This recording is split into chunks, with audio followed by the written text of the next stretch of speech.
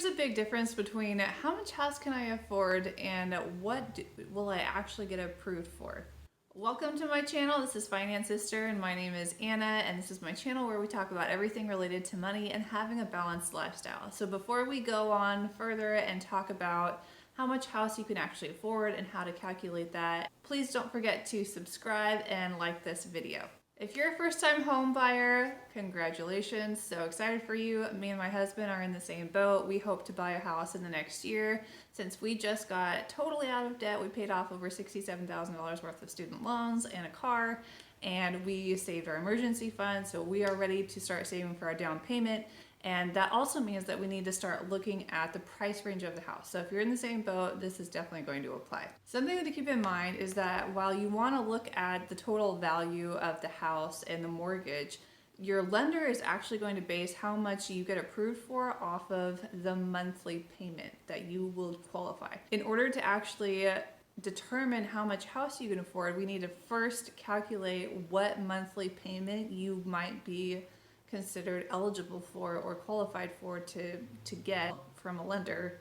They do it this way because there's lots of other fees aside from the actual loan itself, like homeowners association fees, property tax, private mortgage insurance, things like that. All of those things combined will definitely increase your monthly payment, so that's why they base it off of that instead of the actual mortgage value itself. One of the most influential factors that lenders use to determine how high of a payment they're going to allow you to spend is by using a front end and a back end ratio.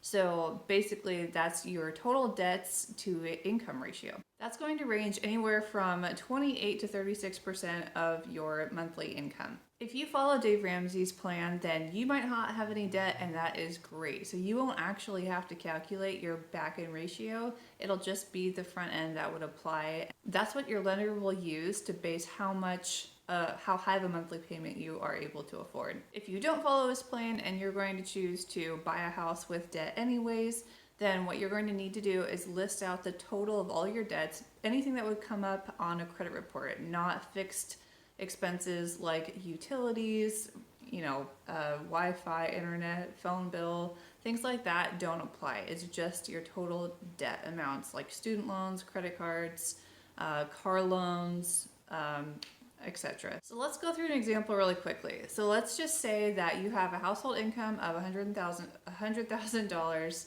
Lenders are going to use your actual pre-tax income, not your take-home income. So this number is going to be a little bit higher than I personally think it should be for most people.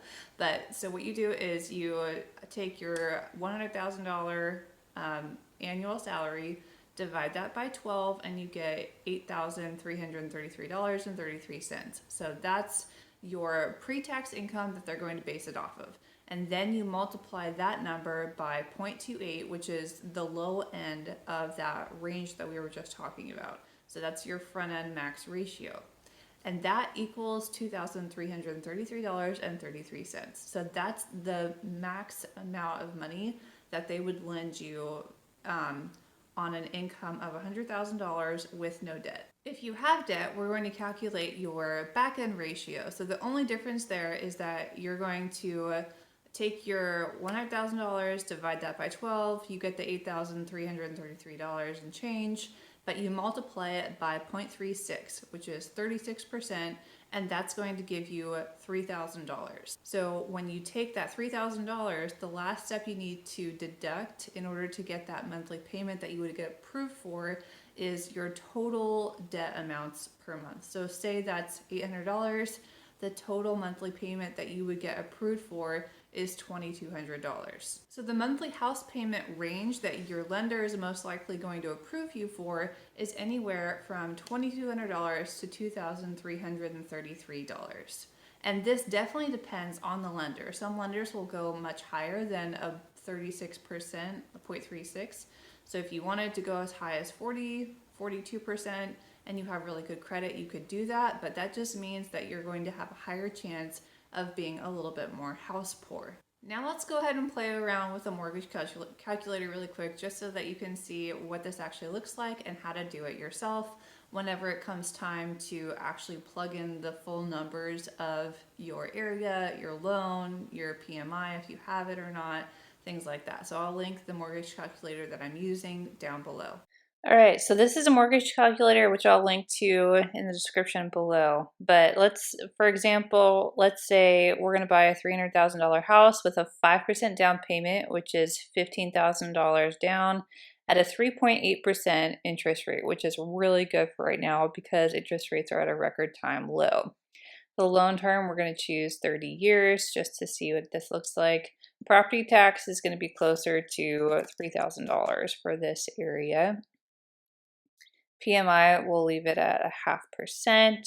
And let's say home insurance is $1,000 per year, conventional. And let's assume that you have really good credit, which is going to totally depend on your situation. So when we calculate that, use this little graph to see, okay, for a 30-year mortgage, it's going to take you up until look at that, to year 12 to actually be paying more on principal than interest. You see that? So 8,000 towards interest and 7,800 towards principal that year. And that's finally when you start paying more on your principal balance. So when you look down here, you can see that the total amount of PMI, if you don't make any extra payments, is going to be $10,000 just because you didn't have a 20% down payment.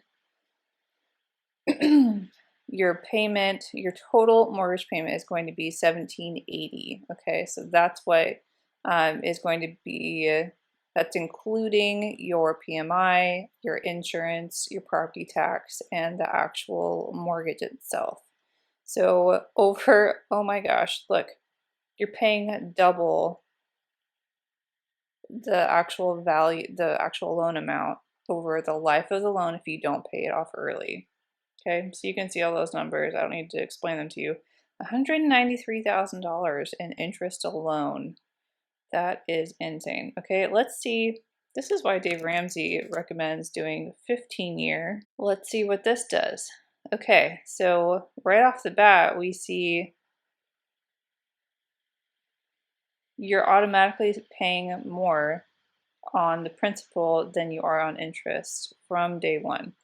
Okay, that's a great news. Okay, but we also have a payment that's about $700 more. So it's not double, which I think a lot of people think that that's how it's going to look. But because the interest is it's just accruing. So instead of $600,000, you're paying $438,000 over the life of the loan, and you've decreased your total amount of interest by over $100,000. So one thing to remember is that just because you get approved for a certain amount on a loan does not mean that you should actually take the full amount or buy a house that's that much.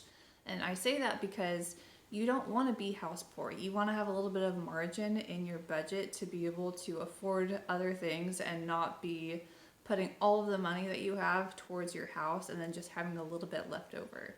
So if you do follow Dave Ramsey or any other financial guru, then they're going to tell you that you should keep it to around 25% of your take-home income.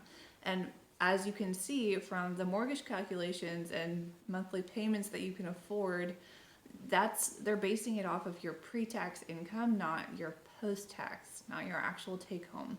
So that's higher than probably what you should be spending anyways if you don't want to have a stressful mortgage payment. Please comment below if you have any questions on how to do this or what I talked about, and stay tuned for the next video where I'm going to talk about tools and resources for saving up for a down payment on a house and things that you can be utilizing right now before the time comes to make the big purchase.